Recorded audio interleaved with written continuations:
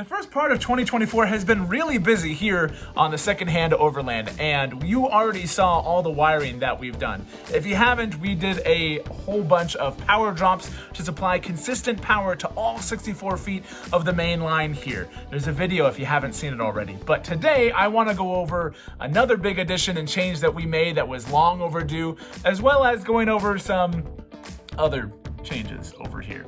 Let's get started.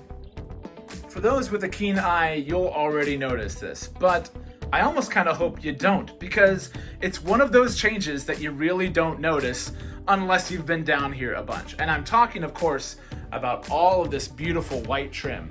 This is all PVC, and I originally had some thin plywood going around the edges over here and ran into some issues with how it was laying and just durability issues, especially when my son plays along the edge here, which is a kind of a common spot for him.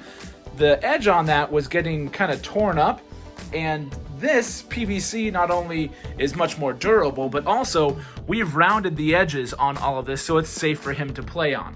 So that's been a great upgrade, and it looks fantastic.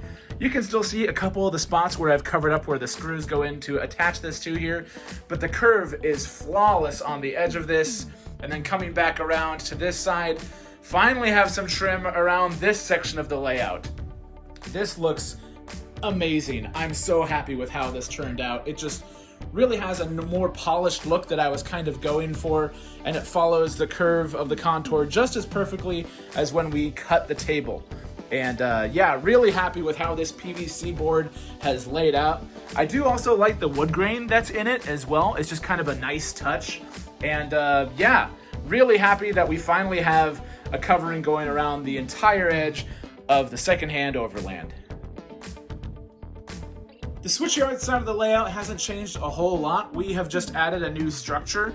You can see over here on the edge, there's a Menards Sooties coal tipper, and that has some nice LED lights underneath it.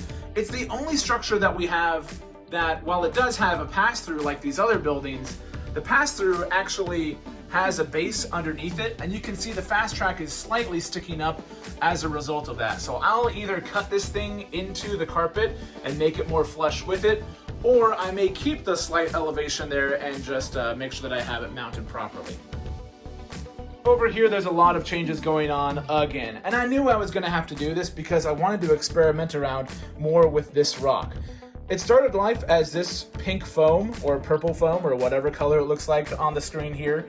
Last time I just cut them in these varying shapes, layered them, and painted it.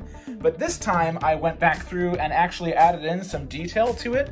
I used a Dremel and an X-Acto knife and a couple other things to kind of get this to look a little bit more like rock and a little bit less like just random sections. I really like how this section over here kind of turned out with it being kind of more cut away.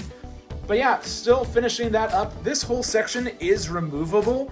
I had to split it up into three. This top section here, the other one over here that got messed up, so we're redoing it. Then the whole lower section can all pull out to reveal the Batcave. Well, it's not really a Batcave. It's full of trains and other storage and other stuff under there. And I need that access panel back there in order to get anything that's managed to derail itself, because the track's back right up to the edge of this mountain section here. Now I am going to finish and continue on after I'm done with this to have rock face or something over here, continuing here, and then we're going to finally work on this idea for the little pass-through for kind of a bridge with a waterfall kind of deal that I want coming from this elevated line.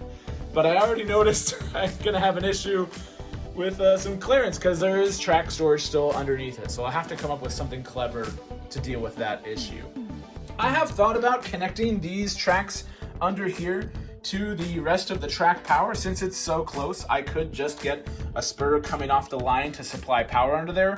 But right now, it's easy enough just to place the engines under there. It's a little bit tricky with traction tires and such. I don't want to mess anything up. It's really easy with rolling stock though. I just have a bunch of passenger cars stored underneath there as well. If you've watched other videos, I've explained what I'm doing up here, but in case you've missed it, the idea for this section of the layout is to be a variable kind of space that we can redecorate based on the seasons and such. But really, once we get past the winter, it's gonna essentially kind of look the same. And the idea, at least for right now, is to make kind of a mining scene with this little switcher and these cars back here. You can see my son's already loaded up some stones from our work that we did over here, so he's been having fun with that. But yeah, I need to think of something more permanent that I can put in here, but still have it be able to be covered up with the snow for Christmas time and other things that we want to decorate it with. So this is still a work in progress, still trying to figure out what to do up there, but I'm not gonna tackle that until I get the rest of the rock wall done around here. I just ran out of time in the Christmas season to do that, and I'm redoing, again, some of those techniques down below. So this will get tackled later. It's just kind of undone because, well, it's nice out. It's time to take down Christmas. So those are the big changes on the Secondhand Overland. Thank you so much for watching. If you've got ideas for what we're doing or suggestions or want to know more about what we're doing, leave a comment down below. Love hearing from you guys as usual, and really happy again with how this stuff turned out, as is my son, because it's a lot easier for him to play with the trains up here as well. But yeah, thanks again for watching. We've been really busy, so if you're trying to catch up on stuff, got a bunch of videos, so check those out over here, and we'll see you on the next one. Thanks!